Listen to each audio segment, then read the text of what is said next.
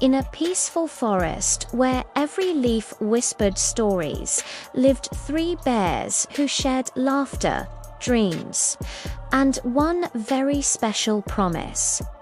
Little Chiku was the smallest, always full of energy, chasing butterflies through the sunny clearings. Baru, the big brown bear, watched him with a gentle smile, while wise Myra saw the world with calm, knowing eyes. One morning, as Chiku zipped past, laughing, Baru, Mira, "Look how fast I am," Baru chuckled. "Slow down, little pause." Their path led them to a special place, a huge old pine tree that stood like a silent guardian. Myra touched its bark softly. "This tree has seen everything," she said. "Happiness, storms, and promises." Baru placed his big paw on the trunk, his voice filled with determination. "But no matter what happens, we'll always protect this forest." Chiku looked up, his eyes wide with excitement. "Promise?" he asked. Together, their voices joined as one. "Promise." But one day, the sky grew dark. A powerful storm hit the forest, with thunder that shook the ground and wind that howled through the trees. Rain fell in heavy sheets, and soon a small landslide blocked the river, its water starting to rise dangerously. Chiku watched, scared, his little voice trembling. "The forest is crying." Baru's face was serious. "We must help," he declared. Without hesitation, Baru went to work, using his incredible strength to push the heavy rocks and logs that blocked the river. He strained and pushed, but just as he moved a giant boulder, there was a loud crack. A heavy log fell from above, trapping his leg.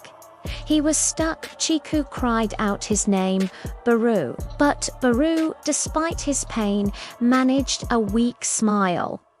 "It's okay, little one," he said softly. "Remember our promise. Protect the forest." Tears streamed down Chiku's face. He felt so small and helpless.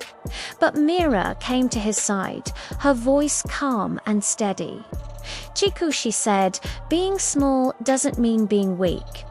Courage isn't about size. It's about what's in your heart." Her words sparked something inside him.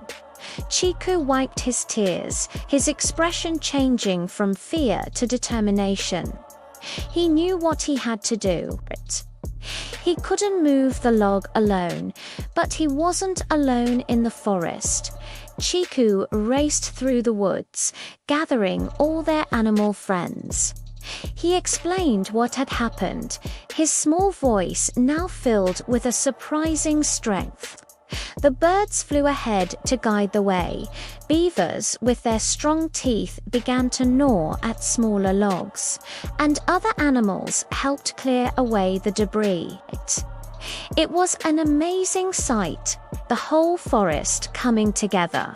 With everyone working as a team, they managed to clear the blockage. The river water began to flow freely again, its path clear.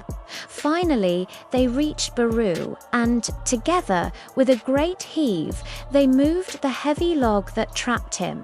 Baru was free. He looked at Chiku, his eyes filled with emotion. "You did it," he said, his voice thick with pride. "You kept the promise." Chiku smiled through his tears, looking around at all the animals who had helped. "We all did," he replied. As the sun began to set, painting the sky in warm colors, the three bears returned to their special spot under the old pine tree. The forest was safe and peaceful once more. Myra looked at the two of them. "A promise lives," she said wisely, "when our actions protect it." Chiku ran and gave Baru a big, heartfelt hug. And so, in that quiet forest, a timeless lesson was learned. True strength is not in size, but in the love we have for others. True courage is not about being fearless, but about acting bravely even when you're scared.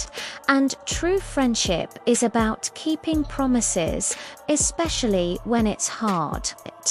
Because when we promise to protect and care for each other and the world around us, we discover the greatest strength of all.